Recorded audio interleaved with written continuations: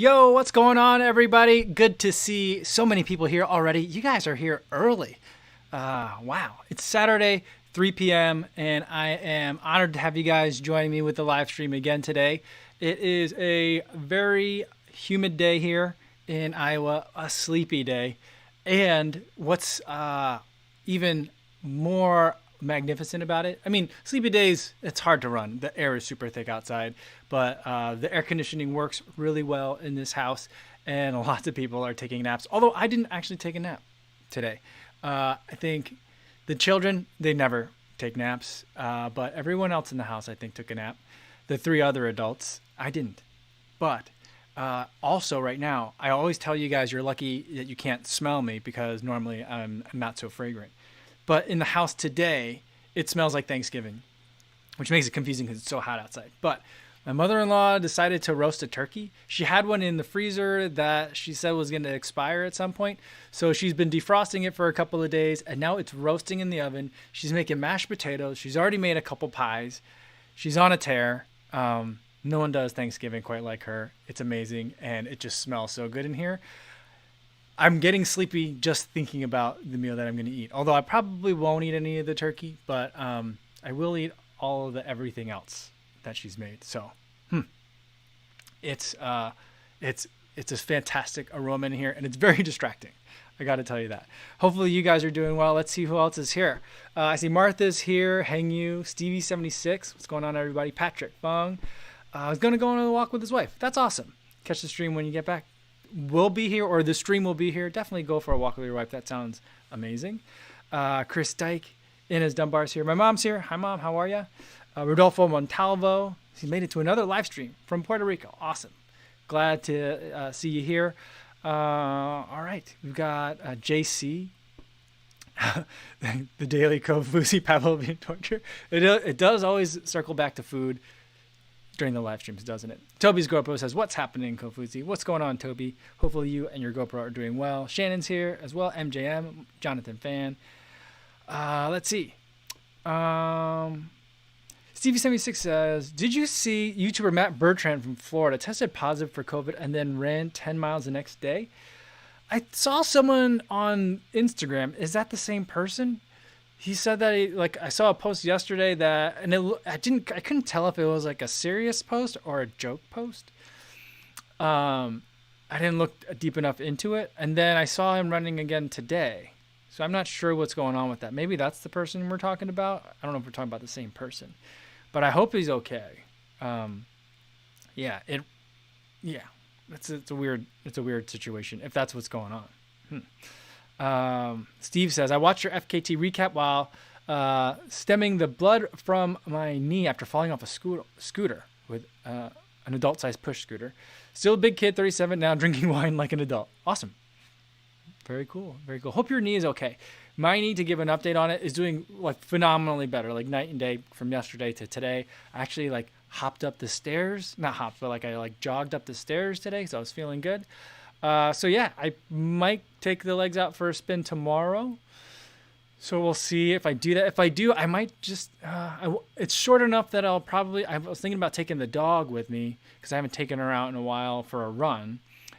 But I also she's so big and I'm worried that she'll pull me and that might, aggravate the knee's recovery or I don't know. So I might just go, up the hill and back, just do a mile, maybe 2 miles, something really, really simple.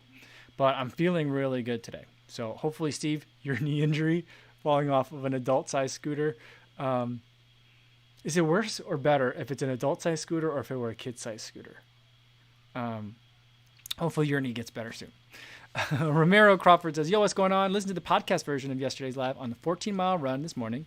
And funny thing is, at the part discussing cows on the trail, I saw roosters on his. He says he saw roosters on his trail. That's so funny.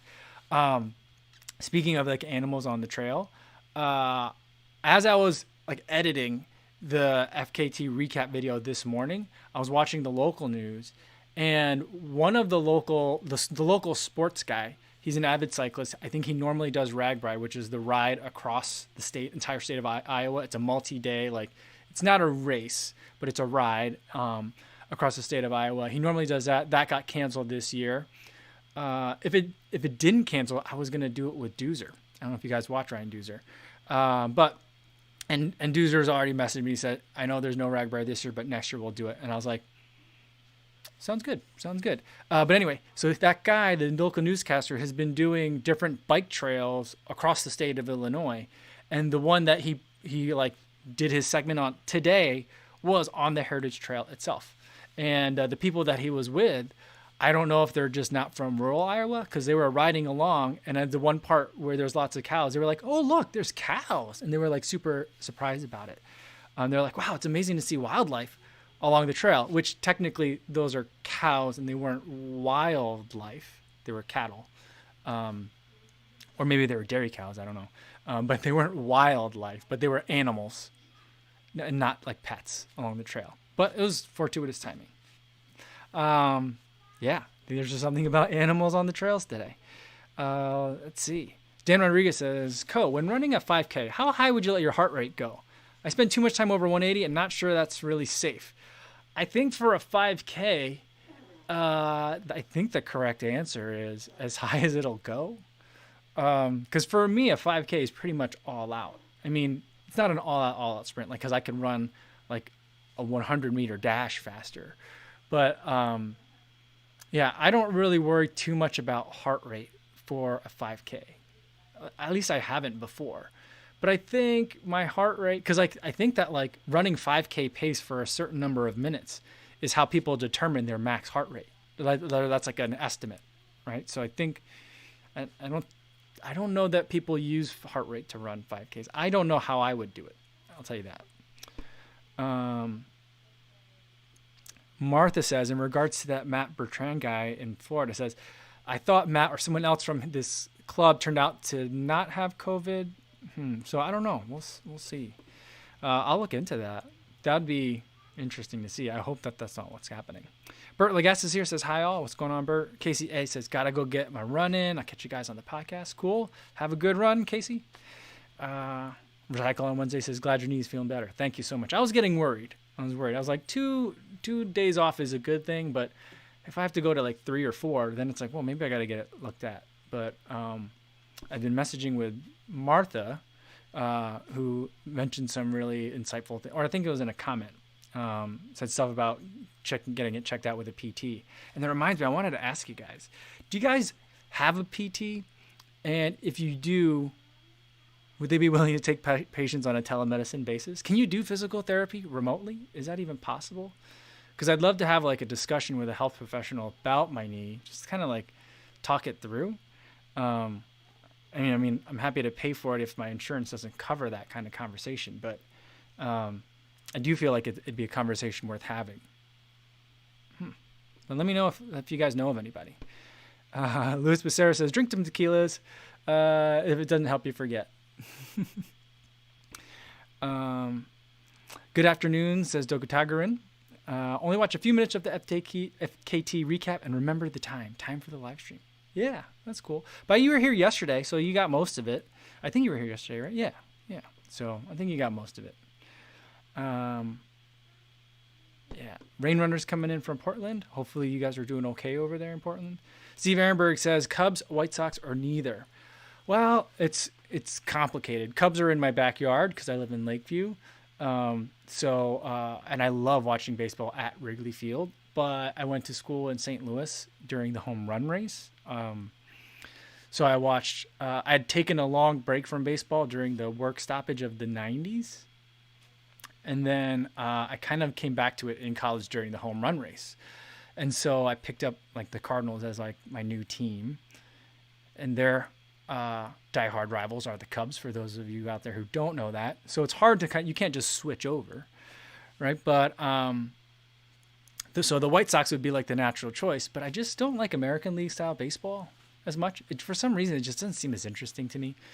I'm not sure it's really that different, or maybe I'm just more familiar with the National League teams at this point. So like that's whatever that is. So I like the White Sox because they also have a allergy awareness. They have 2 allergy awareness games every year. So I always like to support them because they're supporting people with all sorts of different kinds of needs. So I feel like they're trying to be more inclusive. So I appreciate that.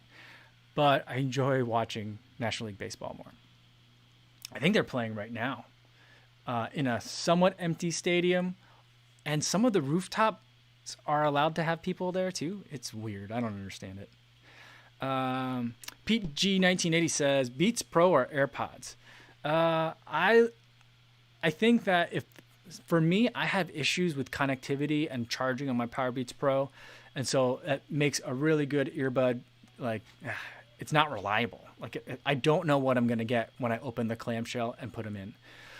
So I've been running with the AirPods Pro recently, and I kind of really like them. I just wish they came in black. Will W says, good to hear about the knee. Let's see where I go. Jump down here. Great videos of your 50K. Mentioned vest causing chafing. Have you tried tightening the straps more? Yeah, I do. I find myself tightening them throughout the run all the time. So that's something that I normally do.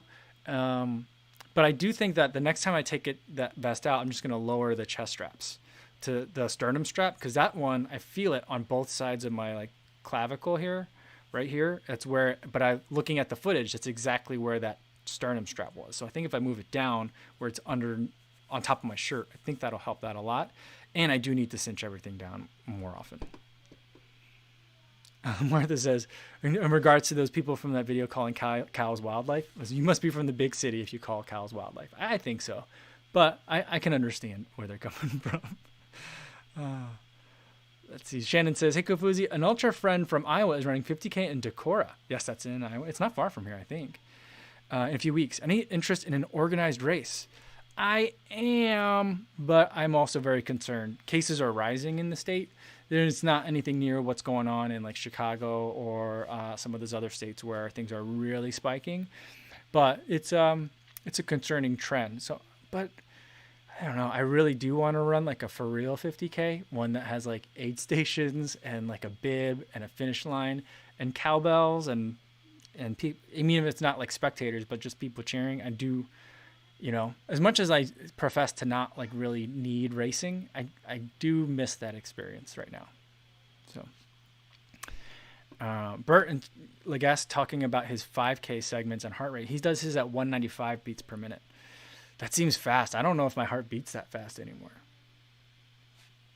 I don't know if it ever did, really. That's fast. All right. Mr. Random says, hello all. Julian Gomez says, or Julian Gomez says hi. Tony Young says morning. Awesome. 19 lives simple 19 says, any advice on feet blisters? My new Nike Peg 37s are giving me trouble. The first thing that I would probably look at is socks, and also socks and moisture, right? When the socks and moisture are kind of like intertwined. So like if your feet are really wet at the end of your run, and that causes a lot of people blisters, consider switching to a different socks, or even loosening up how tight you tied the shoes. That would be something that I would look at. Yeah. Martha says, and she's been telling me about how great her PT is. She has a great PT, and telemedicine is a good idea if you want to delay it in person. I'll email you her info. That'd be great. That'd be great. So maybe like, even if like the end result of the conversation is, yeah, just do some mobility work, some stretching, yoga would be good for you. That'd be good to know. You know, what I wouldn't want to figure out later is that, oh yeah, all that mobility work you were doing, that was exacerbating a problem, and really you had like, a slight tear in your meniscus or an ACL or something, and you were making it worse. That's like what I wouldn't want to find out. So like, that's just kind of like, I don't know if they could figure that out by telemedicine, but only one way to find out, I think. SuperSchmoltz is here. Says, hi all, getting ready to go running. Would have gone earlier, but I had a stomachache. It's 86, feels like 91. Yeah, that's how it is in the Midwest right now. Congrats on the FTK. We do telephysical therapy for, oh, awesome. That's cool. Very cool. Not really. Hank Aaron says $50 copay. Not bad. That's not bad. I could live with that. Watt House has a PT that he sees in person. FYI, also love to see that FTK. How did the AirPods Pro treat you? They treated me fine. They treated me just fine. They didn't slip out at all. I think there was a couple times where I was like nudging them back in, but I was taking the mask on and off, and that would keep like flicking my ear, and so that's, I think, what happened. I did drop one time as I was taking a mask off, so that happened. But it didn't fall out because of sweat, so I thought it worked out really well. CJCrew says, I found that the Jabra 75T would lose volume in the right earbud or not connect when I had the Jabra Sound Plus app. I deleted the app and haven't had issues in 3 weeks. Oh, really? Maybe I should try that with my 75T. But mine are in Chicago, so it'll be a little while before I can get to them.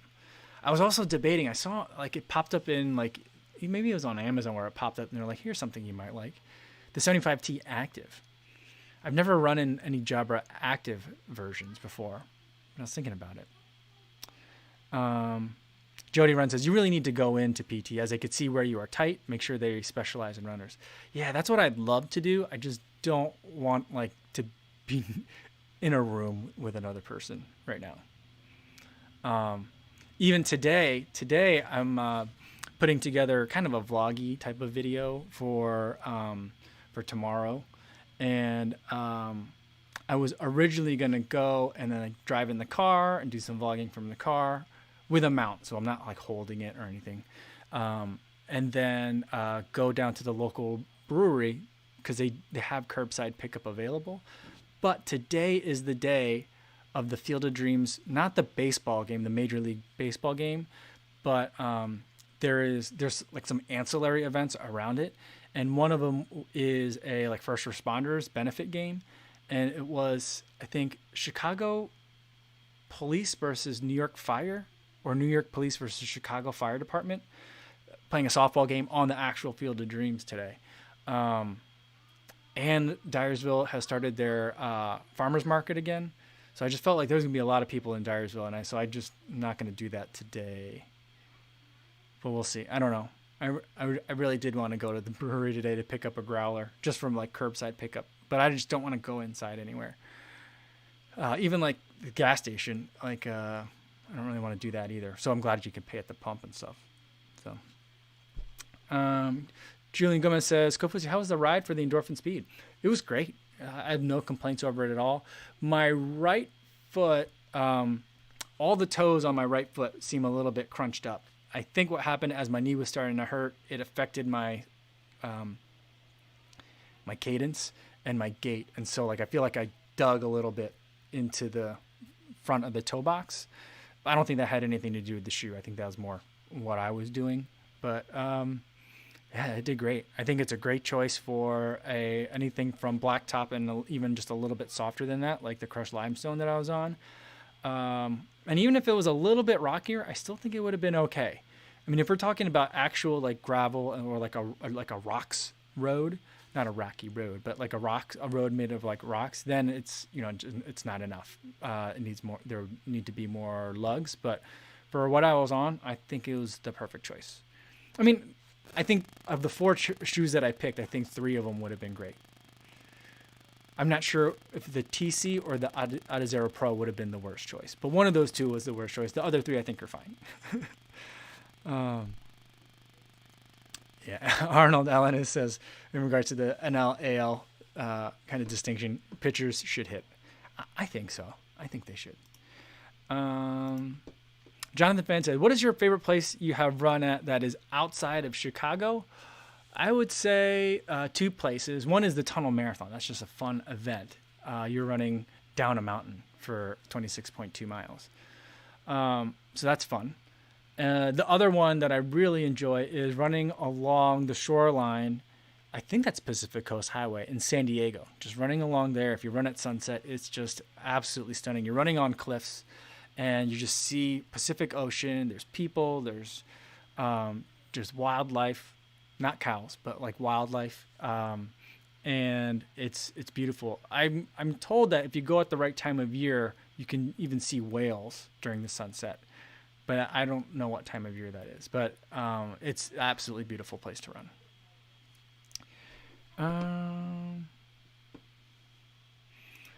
Yeah. Eric Durrett said the Cubs are playing right now. I think they're playing the Brewers, which makes sense. It's a close game. In terms of physical distance, at least they don't have to. Although, yeah, I mean, I think it's going to be interesting. How are these teams going to handle, like, different states that have, going to states that when you come from there, you have to, like, quarantine for 2 weeks? I just don't understand how they're going to do that. They need to get exceptions or, like, I don't know. For example, like the benefit game today, because it's going to benefit the children and families of like people that have fallen in the line of duty. That benefit game at the Field of Dreams. I think both Illinois and New York will require you to quarantine for 14 days if you're coming from Iowa, which is where we are. Even though it's just across the border. I mean, that Field of Dreams is about 25 or 30 miles from the Illinois border. So it's like, it's not far into Illinois, but it's technically from Iowa to Illinois or Iowa to New York. And are they going to quarantine police officers for 2 weeks after that? I don't know. So I don't know how baseball is real. I haven't looked at it very deeply, mostly because I don't think it's going to get very far. But yeah. Shannon says, I appreciate a Chicagoan that roots for the Cardinals. There's a lot. There's a lot of Cardinals fans. I mean, you know, Shannon, Cardinals fans travel well, and they're everywhere in Chicago. Even in Wrigleyville, you'll see the Cardinals flags in a lot of windows. So they're there. All right. Luis Becerra says, I know a friend doctor that right now he does some PT with FaceTime or WhatsApp, but he's from Mexico. That's cool.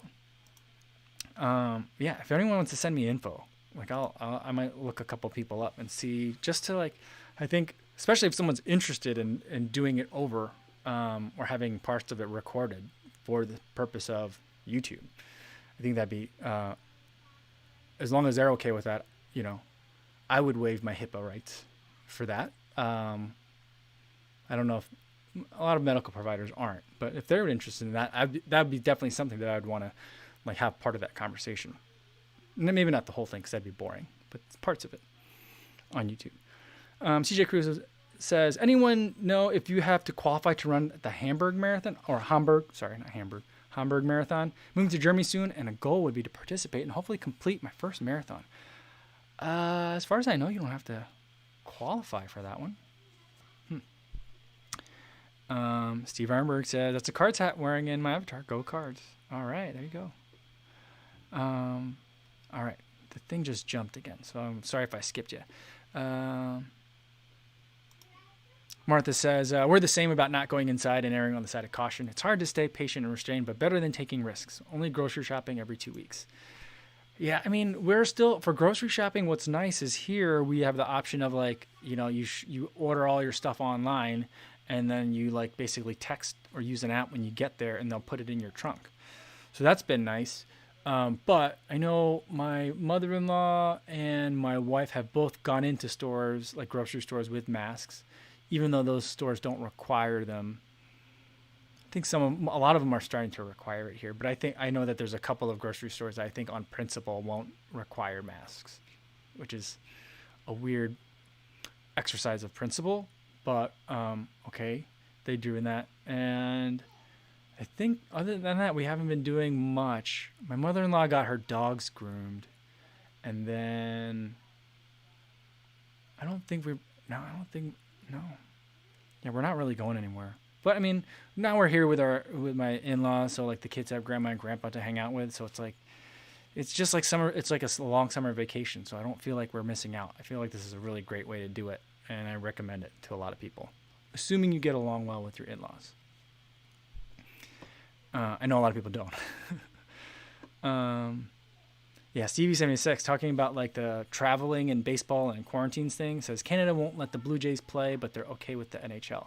I wasn't aware of that. That's weird. That's really weird. Yeah, it doesn't make sense. Steve Ehrenberg says that the MLB has exemptions because of its frequent testing. And Travis Rogan says, I'm surprised the MLB isn't playing in a bubble like the NBA. I'm kind of surprised about that too, given like the ability of like them to have like with like spring training, you can have so many teams in like one area. But I also wonder if because the teams are bigger and there's just more people involved, like trainers, other staff that goes involved with baseball.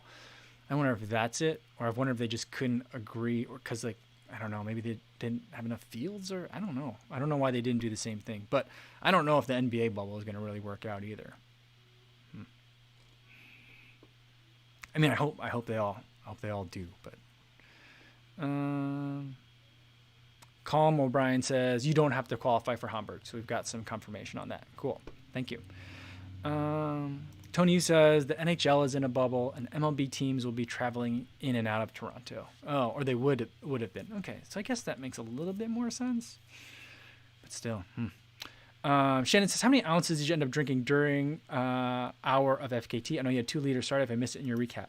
Yeah, I think I had like 2 like very long drinks left. So like I drank probably about every 5K for most of the run, and towards the end I was sipping a little bit more frequently, and I think I had about 5 to 8 ounces left at the end.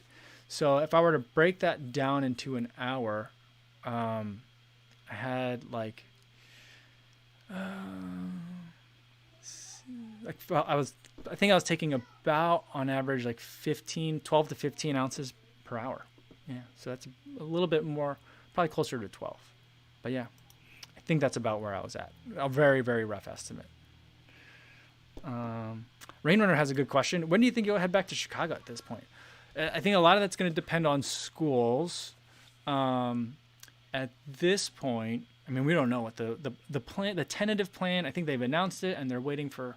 I don't know if they've had the community feedback portion, which I can't imagine going to that community feedback meeting. But the community feedback portion for schools, which was going to be like one set of students goes to school in person 2 days a week. Wednesday is like a virtual learning day, and then the students that went in person Monday, Tuesday go home and do kind of like what we did in spring, where like there's a curriculum and the parents have to kind of proctor it for Wednesday, Thursday, and then Friday is like a complete like just learn on your own. I don't know what Friday is. It's like a learn on your own day or something like that. No, it's Monday, Tuesday, Wednesday's a virtual day, and then Thursday, Friday. So that's how the day week gets brought up. And so you're either going Monday and Tuesday or you're going Thursday and Friday, I think, something like that. What we're hoping for is an all virtual option. If there's an all virtual option, I might go back to Chicago to like switch out clothes and then just come back here again. Because I think the baby has pre-K, which is at the same school that my daughter goes to school. She was going to have the same pre-K teacher too. So we're really bummed about it, but that she won't be able to have that teacher because he's our neighbor. He lives in the next building over, and we really like him. And yeah, so that's a bummer. But I think that will be available as 5 days of in-person. But we're not gonna send the baby to that. So right now we're thinking that I'm gonna stay home and be with the baby and be the proctor of the virtual learning that my daughter will do. I hope that she can do all virtual. If she can't, we've been thinking very loosely about, or not loosely, but preliminarily about homeschooling. We'll see. Things in Iowa are really weird because they start school really early, and this year they wanted to start even earlier. And so like right when Texas and Florida were going nuts and like cresting 10,000 cases a day each for the first times in each of those respective states, that's when Iowa's school districts had to submit to the state their like learning plans for the fall. And I was like, there's so much happening right now. And they have to submit their plans today. It was like the beginning, earlier this month. And already those schools are like re-editing and revising what those plans are. So it's like things are changing so fast right now in terms of what the plans are. I don't know what we're doing yet. So that's that. I'm not sure. Yeah. Yeah, Rainer says that seems like a good plan, Kofuzi. Yeah, I mean, it's interesting. I mean, as far as I know now, I haven't checked recently, but the courts are still closed to civil trials, which is the kind of work that I do. So, I mean, we have some work coming in here and there. We're working on a lot. We're starting to work more on arbitrations and stuff. So I have some work for my people to do. But, all those are remote. So I could do those from anywhere. But, yeah, I might go back at some point, and then I'll probably go hang out at the house in Guttenberg again, and then kind of quarantine for a couple of weeks. But at least I'll be able to take back all the summer stuff, bring back fall stuff, and we might be here for even longer than the summer. I think that it would be great if we can go back, September, like after Labor Day. But I mean, I'm having a hard time seeing it. We haven't really talked about it that much. We've been talking about it, but not like, all right, so yes or no. Like, we haven't talked about it like that. So that's what's going on. All right. Let's see. Someone asked a question about, Will W says, your perspective on the difference between running a marathon versus a 50K.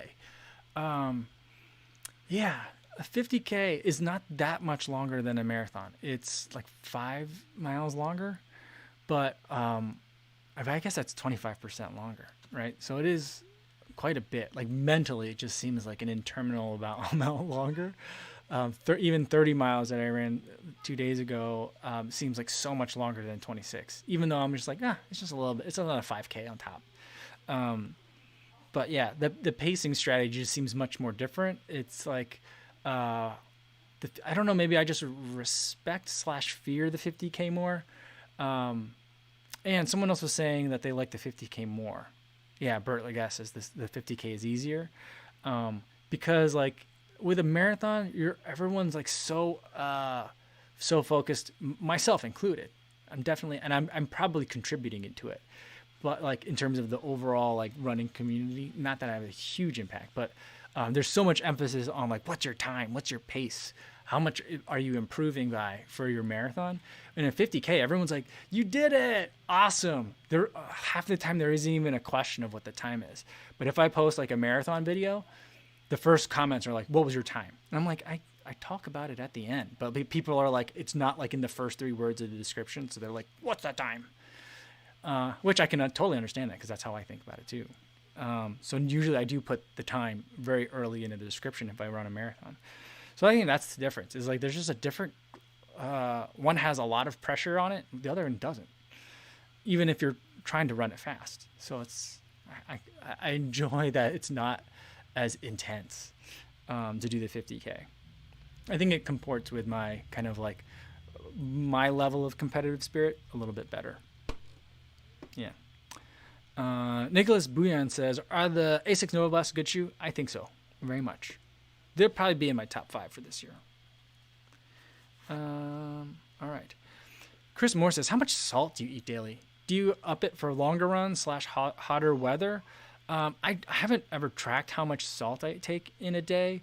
Given how much processed food I tend to eat, although it's less now because I'm not it's when I'm at the office and we're doing a lot of commuting and going to like activities and stuff after school with the girls.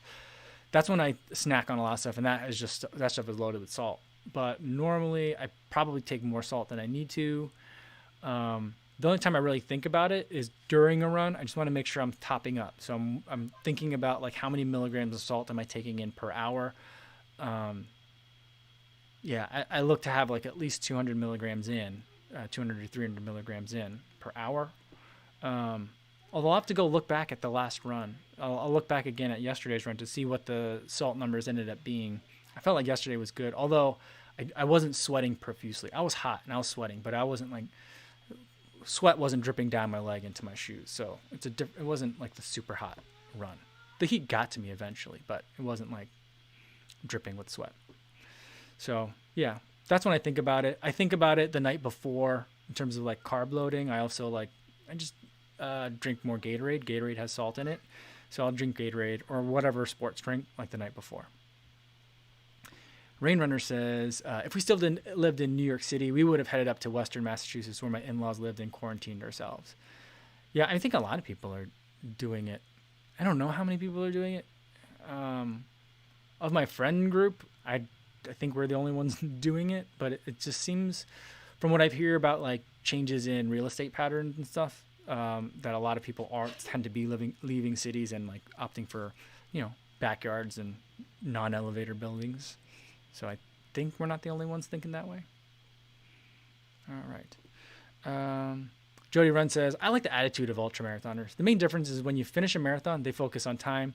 Ultras ask how you felt. The more issues you overcome, the better the story. Yeah, I definitely agree with that. And my friend that I ran the tunnel marathon with, he was like, this is going to be more of like a trail race or like an ultra marathon. And I was like, what do you mean it's a marathon? It's 26.2. He's like, you'll see at the end. And that's definitely true. It's definitely true.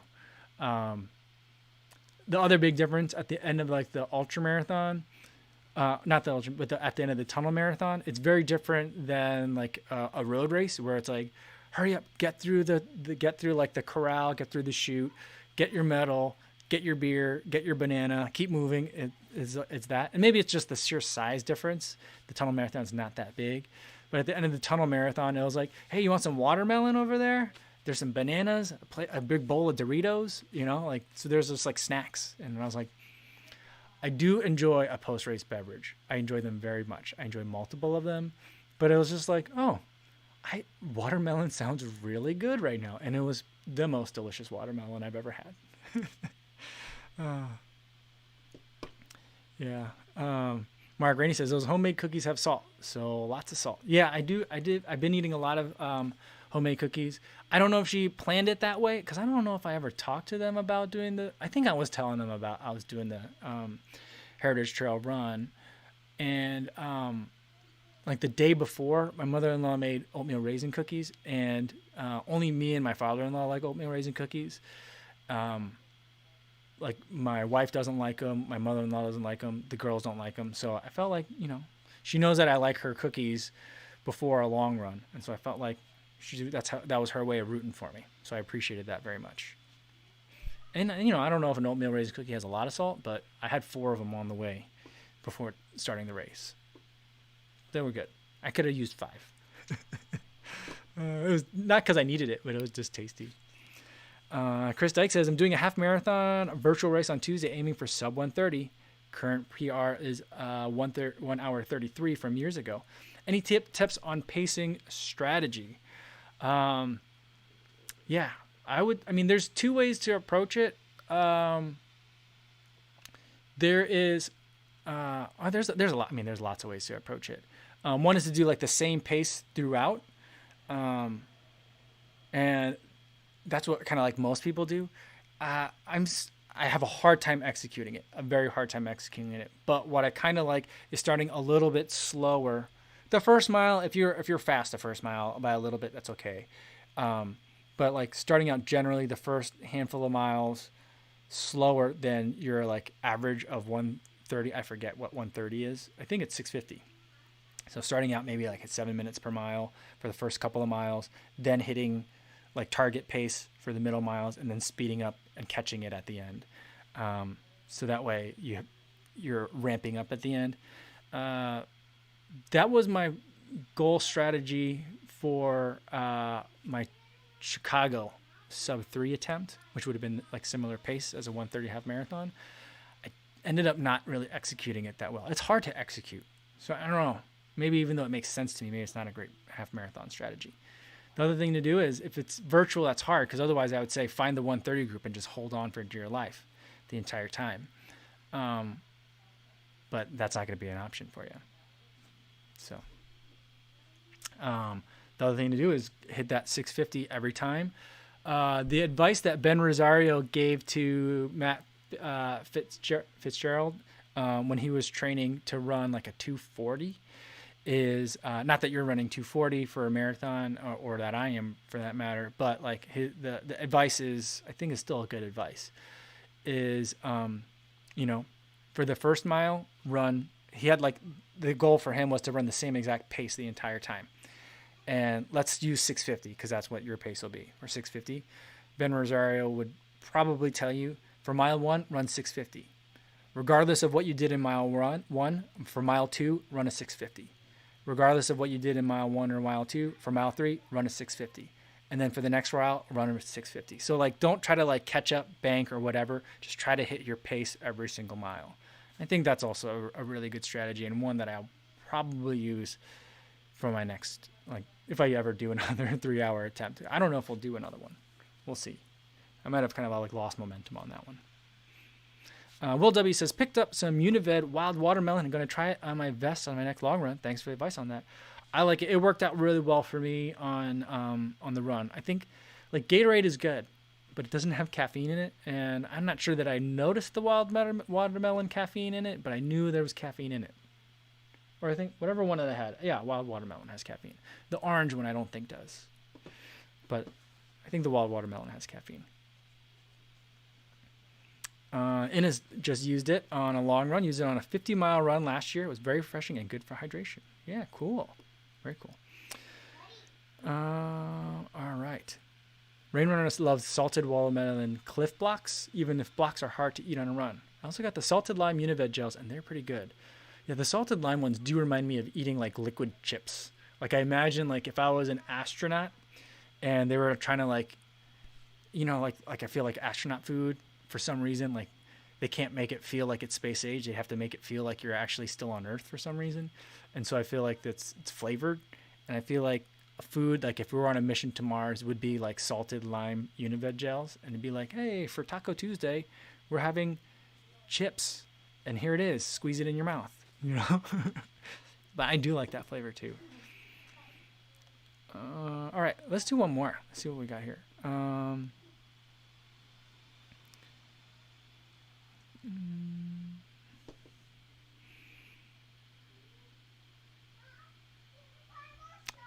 Jody Runs talking about, let's do one more on watermelons and talking about aid stations at ultra marathons. Watermelon is really good in ultras when at aid stations as it helps clean the palate if you've been using gels. I haven't thought about that, but that's interesting. I'm really interested in the idea of a race that'd be long enough for me to have to eat like more substantially, like more than just gels.